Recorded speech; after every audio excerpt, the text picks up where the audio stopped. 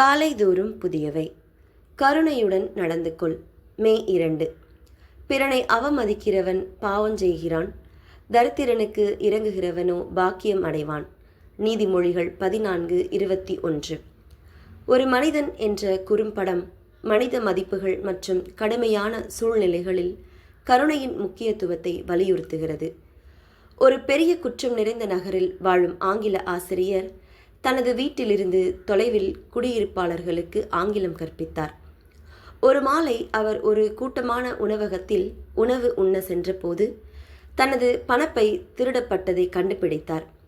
உணவக உரிமையாளர் அந்த நபரை மோசடி செய்ய முயற்சிக்கிறான் என நம்பி அவரை பகிரங்கமாக அவமதித்தார். அவர் உடைகள் நீக்கப்படுவதற்கான அபாயத்தை எதிர்கொண்ட போது ஒரு சிவப்பு தலைப்பாகை உள்ள உயரமான மனிதன் இடையே வந்து பணம் செலுத்த முன்வந்தார். ஆசிரியர் அவரிடம் நன்றி கூறி பெயர் கேட்க அவர் எனக்கு பெயர் கிடையாது என கூறினார் மற்றும் அவரை தனிமையான ஒரு பாலத்திற்கு அழைத்து சென்று தனது பணப்பையை திருடியவர் நான் தான் என வெளிப்படுத்தினார்.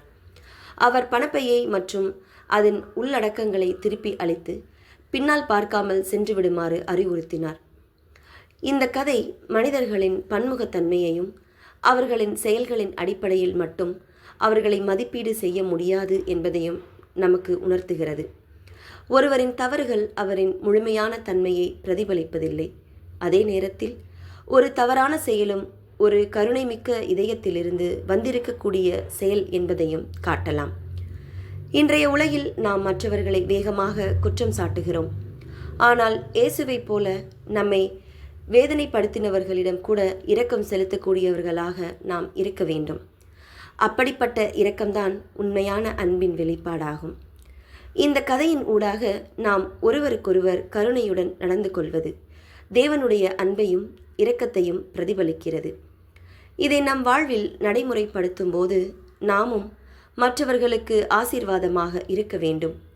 கடைசியில் இரக்கம் காட்டும் ஒரே செயல் கூட ஒருவரின் வாழ்க்கையை நம்ப முடியாத விதத்தில் மாற்றக்கூடிய ஆற்றலை கொண்டது என்பதை நினைவில் வைத்துக் கொள்வோம்.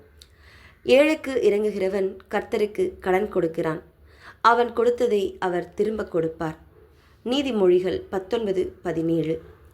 ஜெபம். பிதாவே, தரித்திரனுக்கு இறங்குகிறவன் பாக்கியம் அடைவான் என்பது போல எனக்கு உதவி செய்யும். ஆமீன்.